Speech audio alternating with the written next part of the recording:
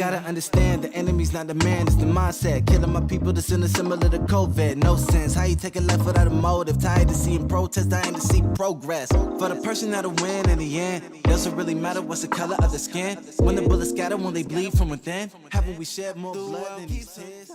So I think in talking about racism, it's an issue that's just it's there. It exists. You know, we can't say we don't see it. It's right in front of us. Just last night, my sister, who lives in Pennsylvania now, was pulled over out in Ontario, and was said that there was a string of robberies in the area, and she got out the car, and they were talking. It didn't really escalate, but you know, she was really upset about it, and it made me upset. You know, it's like, who am I? Like, are they gonna know me? I got to thinking that, like, you know, I felt like, you know, if they know me, it's not gonna be a problem. Like, you know, oh, Damien, how you doing? And it's gonna de-escalate, you know. And sometimes it's a matter of like who you know. But the sad thing is like that happened to her last night and it hurt her badly. I called the police department, you know, right after it happened, and asked, like, is this a real thing? Like, has there been break-ins? And they said, yeah, it has been. And I don't know. It was just I don't know. It bothered me. You know, like right here in my town. Before you know, Cheryl kind of ended up talking what she was talking about. I thought about what was said about my son. So my son's aunt spoke about him and his life as a young black man, and how she said, like, more than anything, she wants him to succeed. Like, she wants him to prove everybody wrong. And Cheryl was even touching on that, like, and his mom said, you know, I think said it best, like, I don't want him to have to prove everybody wrong. Like, he should just be able to be a kid. He should just be able to live his life and do good. Like, not that he has to prove, you know, somebody wrong. Like, all the people that look at him, you know, as a statistic, like that is an issue, you know. And these kids growing up, my kid, your kids, you know, it shouldn't have to be like that. You know, they shouldn't have to live up to some standard. And I think Cheryl was touching on that. Like, it shouldn't have to live up to some standard. You know, like, just be a kid, live your life. You know, why does he have to worry about that? You know, at this age, he's 14 years old. Why does he have to worry about that? Racism exists, you know, and what can we do as a community to break that cycle? What can we do as a community to break the cycle of racism? Please share personal stories. You know, what you see as what you see that can help change that. I think you guys said it earlier, the concept of relationships. You know what I mean? I wouldn't have left Ashland with the good feelings I had to return from California to come back to Ashland if it weren't for the prior relationships I had with people that were from Ashland. You know, the Scott Harris's, Kip Madison's, just two names of people that taken me in and been super instrumental in my time at Ashland and who I've become. And so I think it's, you know, making sure that you're not afraid, look in the mirror, and if you have a belief or be able to confront something at home, that's step one, being able to confront whatever racism lives within you or within. We all have some evil beast inside of us, mm-hmm. You know what I mean? And being able to confront those, and then going out and being brave enough to ask questions. Where am I wrong? Yeah. You know what I mean? Yeah. I did this. Was this right? Was this wrong? Like, I hear so many people in the last few weeks of saying, "Hey, I haven't said anything because I'm scared of saying the wrong thing." Mm. Yeah. You can't be corrected if you don't say anything. Right. You know what I mean? Like, you can't have that opportunity, that moment of growth. Yeah. If you don't say the wrong thing. Yep. Let's let us know that you're trying something. Absolutely. You know what I mean? 'Cause I think all the black people here would agree, I'd rather see something than nothing. Yeah. You know what I mean? If I can have that dialogue with you and I know that that's what it's going to be, and it's not just a piss and match back and forth and someone trying to prove their idea is right or whatever the case may be, but I know we can have a conversation, well, then that changes the whole game. Absolutely. You know what I mean? Then we can build a relationship off of that. Yeah. And if we already have a prior relationship, well, then you should feel really open to say something and just trust that I will want to teach you as opposed to just belittle you. Absolutely. You know what I mean? So I think the first thing is just, you know, being willing to take that step. Yeah. You know what I mean? So many people are scared to be called racist right now. Yeah. Oh, it's terrifying. It's yeah, and I get it. It's real. Like, especially being white. I mean, I mean, even tonight, I was like, God, I hope I don't say the wrong thing. And it's not that my heart is not in the right place. It's just, I don't know. You worry about saying the wrong thing and it being taken or misconstrued the wrong way. Absolutely. You know? I was talking to a friend of mine the other day, and I think it's really helpful for white people if you can decouple the racist shit you do from the person that you are for a second. If I think about the fact that I have blue eyes and you ask me to change my eye color, I'm screwed. I can't do that. But if I'm able to say I am a good person that does racist shit every once in a while because I'm an evolving human being, I can work on that. Like, that's a behavior I can modify. That at this point it becomes equal with I drink too much or I drive too fast.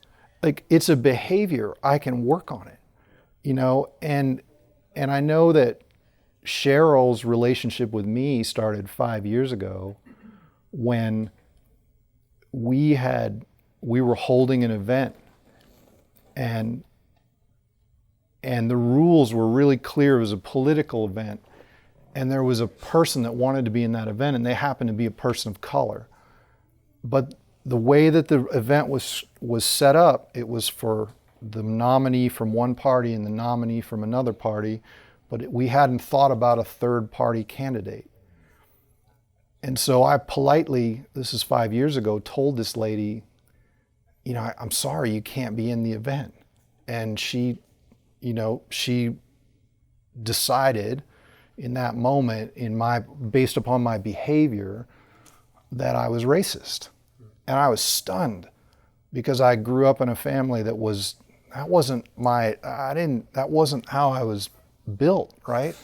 So I panicked and I called Cheryl and I said, I swear to God, I said that I need to talk to a black person. I need to talk to him right now because I don't understand what is happening here and I need you to help me understand it. And she helped me understand the fact that, like, if the metaphor was I was in a room with this person, I saw myself and the person in the middle of the room, and we could move freely in that negotiation, almost dancing. Cheryl showed me that wasn't exactly where that person was starting out. Her view of the relationship that we had was she was in the corner and the only way out was through me. And when I had that realization, it changed things. And I think that, like, to your point, you have to, for white people, it starts with some humility. Just accept the fact that you don't know and you have work to do because you're part of it. Right. So I mean, it doesn't mean you're bad, it just means you're part of it. Do you know the Miles theory? This idea of where you sit determines where you stand, how you understand that. And I think that idea of where I sit then determines where I stand in the community. And if I'm sitting in a sense of, you know, it's like it changes everything. And even the idea of, like, something I learned in a webinar earlier this week with some folks of color talking about the idea of the word minority, you know, of how that word in my culture and it's like, no. And so I'm trying to retool my language. It's, you know, I'm not even quite sure, black, African-American, person of color, as opposed to saying a minority, because when I say minority, that by just the fact that I'm a white person saying that, I've already put them at a lesser place at the table. And I think it's that element of, and it goes to, Brene Brown has a book out called Dare to Lead, and she's a sociologist, and she's done a lot of work on the concept of shame. And I think that's the thing we all sort of work through, but this idea of, are we willing to risk to say, I have a racist tendency? You know, and in saying that you'll receive that well. And she talks about the idea within the workplace of being able to rumble, where I give you permission and you give me permission in our relationship that we're going to try to work this thing out. But the problem in our culture today is we're so connected through technology that that's taken away this. You know, we don't have our front porches. We don't have the engagement in the communities that we need to have in order to have these kind of hard conversations, because it matters. You know, Elijah, I don't know if we've known each other for a while now, you know, and it feels like the two things are connected. right? You know, like Race and our racism. the racism in the system. You know, like our individual hearts are in our control, right? You know, like we've known each other, and so we trust and respect one another. But it doesn't change the fact that we're in a system that's 400 years old. Yeah. You know, and I think for white people it's kind of a cop-out sometimes to say it's like fully a heart thing, because in 1955 black people, your ancestors, they couldn't drink, they couldn't use a water fountain. They couldn't use it. That was like, they changed the system to make it so people, the only reason you think Hearts did that, I don't think Hearts did that. I think legislation did that. I mean, I think people activated, maybe their hearts activated their brains. Well, but that's part of the process. So even You know, this friend I mentioned in Grand Rapids, he talked about, you know, there was the men that allowed women to vote in 1919. It wasn't the women. They did the suffrage movement. And that, I hadn't even thought about that. And it's like, okay, so then what that means is really we have to use our influence as white men in the community to say to our public leaders, because it is connected, but systemic, because we always want to go to politics to solve the problem. And we've made something of politics that it's not meant to be. I mean, it is so far beyond what the original founders intended. Yeah, it becomes political, but what if there are some institutions out there that are part of government that could enact certain policies or certain initiatives? You know, I think it does become political naturally, as everything does. But you know, I think our last talk we were talking about. I was talking with Jeff, and I just have the hardest time dealing with, you know, the George Floyd death and how the other cops didn't act, and what is it in the system? Right. And I've come to find out there is something there. There's something in the system that prevents, I don't know if you want to call them good cops, but prevents cops from stopping a bad cop from doing something that's racist or that's just wrong. And to me, I feel like that is a systemic problem, because they're the good cops that would have stopped them, they get blackballed, and they get out of the system. Okay, you're risking my job, you got to go. Right. So, you know, it's not so much that, I don't think everything is like political, but this is the system we're in.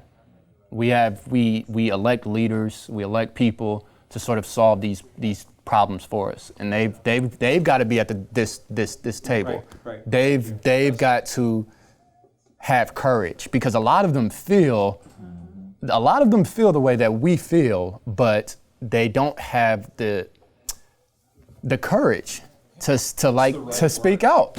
They just don't have it.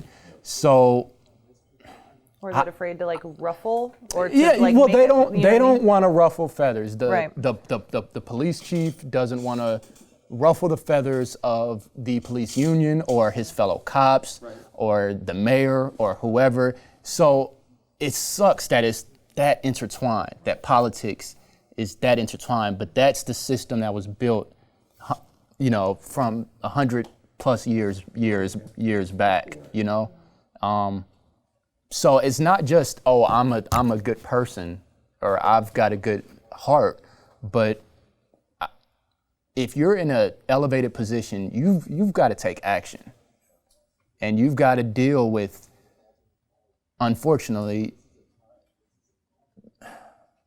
being alienated to a certain degree. Well, You that's know? that risk. That's that courage to lead that Yeah. Brene talks about, and risking that, knowing that you may get shut down.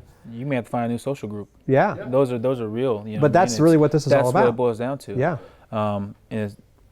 It's political, because we talk about systemic. I mean, politics are ingrained in our lives. You know, so we talk about defunding the police. You know, that you go into Black Lives Matter, one of the first things they pitched you with was defund the police. Well, we talk about the education piece. what does defund the police mean? Yeah, exactly. You know what I mean? No one's talking about that. They're saying, oh no, we just want to get rid of the police and have a lawless system, anarchy. Right. Who wants that? Who wants that? Right. You know, that's not saying you, but like, you know, we don't know. No one's taking the time to look. They're talking about let's take some of the funds away. The New York City Police Department, I believe, budget was $6 billion. Yeah, it's crazy. $6 billion. So when they say, hey, we're going to take some of that away and put it towards some mental health aspects, you know, people are saying we don't need the police to show up to a drunk guy asleep in his car. Right. We need an EMT. We need a mental health service. We need someone that's not going to, first instinct is going to show up with a gun and tase them. That's what they're saying. Like, we need to put that money in other areas that can better serve the community.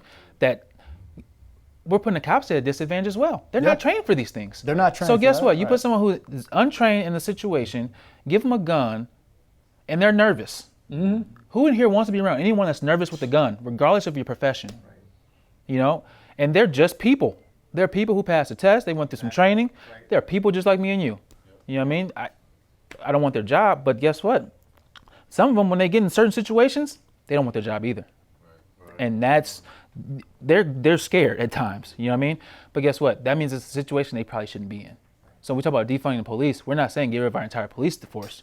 We're That's saying, the first thing people hear. That's the first thing. That's, oh God, Black Lives Matter. Priority. That's, yes. And I really love the fact that you went to the word empathy, because that's really where part of this is too, in terms of influence and how do I, as a man of a white man in my community, as a pastor or as a leader, how do I lean into that, but also have empathy to know, okay, we've got to figure this thing out. Well, and it takes empathy to want to learn. Yes, right. That's the big one. If you don't want to educate yourself or educate your kids or have the courage to stand up and educate your coworkers or whoever those may be, well then this whole thing's for naught. You know what I mean? You're a part of the problem now.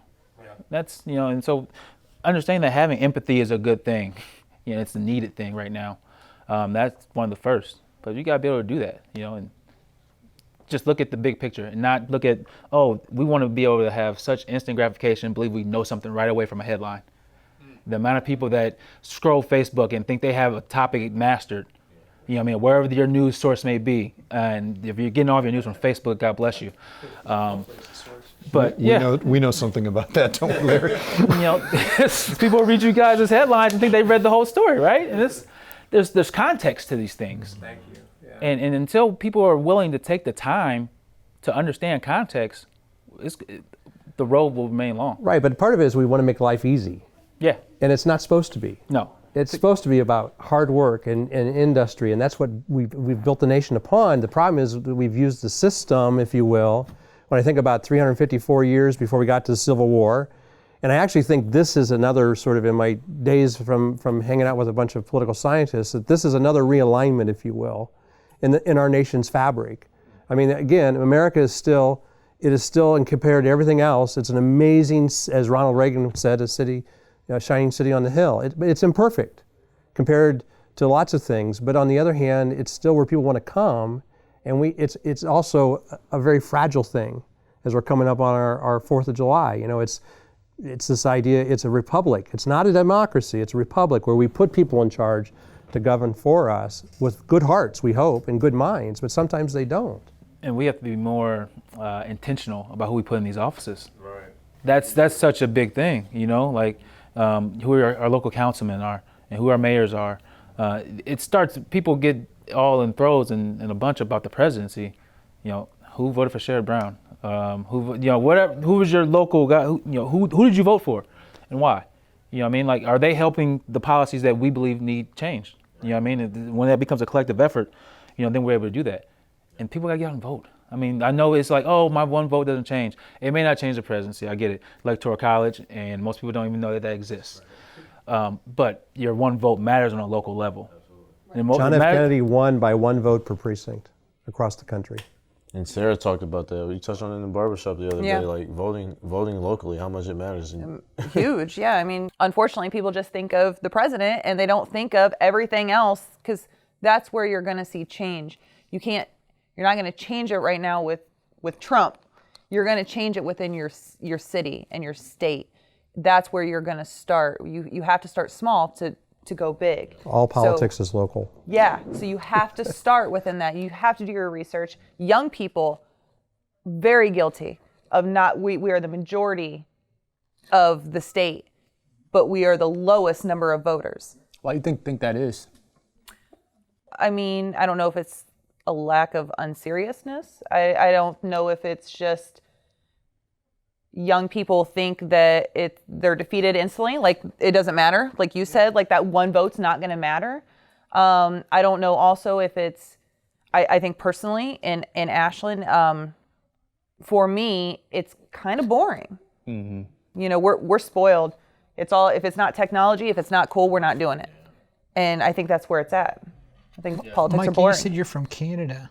What's the perception, do you think? What's the perception, Canadian perception of what's happening in the United States right now? Do you have a handle on what that might be? Yeah, I mean, my family and friends are all there. Every time that we talk, as recent as today, it's just super divided. I think that would be their perception of us, that we're super, super divided down here. On every level. On every level. I agree with that. That's one of the things. I spoke to Roy Shoulders, and we were talking about the impact of social media on what's happening right now. And I was telling Roy, I think it's just making it worse, because everybody thinks, you know, oh, the house across the street's on fire. You know, it brings everything right to you. And Roy turned me around like that. He goes, "Are you telling me you're uncomfortable, Larry?" And I said, "Absolutely." He goes, "Good." Now we're getting somewhere. Yeah. You know, and I just love when somebody spins it on me like that. You know, it makes me think completely different way. You know, and that's what I kind of wondered if, you know, the perception that they're seeing in Canada is that the house next door is on fire. You know, and it sounds like that is the perception. Yeah, and I mean, the way I was raised, people would always make fun of the fact that we really don't even have a military. We always expected the U.S. to defend us. But we would have sort of been raised the other extreme. You know what I mean? If there's extremes the other way, we were probably considered that. So this has been a learning experience even for me. I've been here now 20 years. But trying to learn and to try to understand this deep-rooted hate. And my nature is, I'm not just a let's all point out the problem. My nature, my personality is I want to be part of the solution. So, you know, sometimes I want to go quick to tell me the 3 things, the 5 things, like when I hear Jay talking earlier, like tell me where to start. You know what I mean? Like what do I need to do to help? Because I would say this, I've just been listening tonight, but I do think that there is a fear of saying the wrong thing. I have said probably what some would consider too much the last month or two, and have received feedback for that. I'm also on 11 church boards around America, and multiple pastors have reached out to me this week where some of their staff has resigned effective immediately because of the post that either they thought too much was said or not enough was said. And so I think if we're honest, there's an element of that and it's going to depend for everyone. So I'm not a police chief, I'm not a mayor, I'm a pastor. But whether you're a business leader or fill in the blank, there's an element of if you are putting yourself out there and you could lose half of your clientele or half of your business or your staff or whatever it is, by nature, some people are going to shrink back and be like, I can't, not coming out of coronavirus and everything else going on. I just can't do that, Micah. But when I'm hearing Pastor talk about being uncomfortable, I think we have to. We you know, I love what Reggie was saying was, even if it's the wrong thing, we appreciate you saying something. And I heard my friend say, there's a black pastor in Baltimore, and Jimmy made the statement the other day. He said, everyone says they want to be a bridge builder right now, but you have to understand if you build a bridge, you're going to be walked on by both sides. And that was really helpful for me, that both sides are going to walk on you. So I still want to build a bridge. So I appreciate all the stories and stuff being shared, both in these sessions and last week. Is very helpful to me, hopefully to do something. I think what Sarah said earlier same thing for me. I was like, God, I hope I don't say the wrong thing tonight. Yeah. You know, but like Reggie said, if we don't say anything, then we're not raising the level of conversation. Yeah. You know, so we've got to find yeah. we got to find a place where we can talk. So many different know? like feelings too, because it's like you don't want to say the wrong thing, you don't want to say nothing. Right. Yeah, I mean it's. Well, I'd like to piggyback off something I heard Pastor Chad and Pastor Micah mention before. It's like being comfortable with being uncomfortable. Okay, we take that step and then we build a relationship. And then we gain an understanding. And that's where we can really change. You know, we just gotta understand each other. We want y'all to feel our pain and we want to feel y'all pain. And at the end of the day, we want to help. Because like I said earlier, we can pick a side, but we all got something in common. And that's we're gonna die. And we gotta answer to one man, one spirit. And that's when it's too late. So let's not wait till we gotta be at the gates, ready to get judged. Let's just change it now. You scratch my back, I scratch your back. Simple as that. Spread love, not hate. But I love that. Be comfortable with, you know, being uncomfortable, because we can get somewhere like that. Well, it gets better over time too. Right. You know, I mean, you get better at getting called on your BS.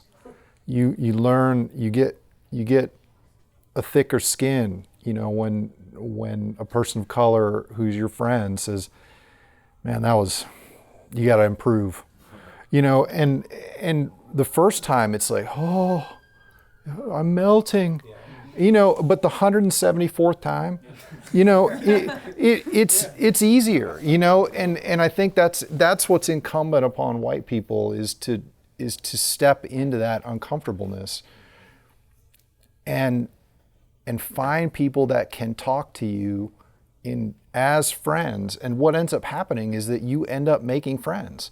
It's not like a damn miracle. I mean, it just happens, you know, and then all of a sudden you're surrounded by people that are your friends, your allies, and now you're doing what Damien's doing tonight. You're building things that build on themselves. And that's what's just, but it is incumbent upon white people to step into that. It's on us. I mean, you know, our race built the system. So it is on us to step into it and start to look at what parts of it get dismantled or changed, so that we can all take ownership. Yeah, it's just part of just taking ownership. And I loved I'll be honest, I've never heard anyone share the $6 billion philosophy you were sharing about, we just want this, we want to add this, team approach, they're not qualified, these people, like, that was actually brilliant, because maybe it is my mind wanting to think solutions, but I can see that very clearly. Like when I'm hearing Reggie share that, you know, I dealt with a suicide this morning. We have 2 morning services. After the first service, they're like, you got to come right now. The husband didn't even know yet. I got there and it was horrible. Kids are involved. And so paramedics are there. A counselor was there, the coroner, police. And honestly, I felt like everyone was playing a role. You know, I'm holding the husband and the dad, weeping. You know, all of those people are doing their things. But it was almost like I was putting that when I was hearing Reggie talk, like if we could somehow get to a team approach, like we don't need one person to fix everything. I can't fix everything. Like one person cannot fix everything, but if we could have moments like this, we could have moments with the system where what can you change? You know what I mean? What can Micah do? What can Jay do? What can Sarah do? And believe that together we can make a difference.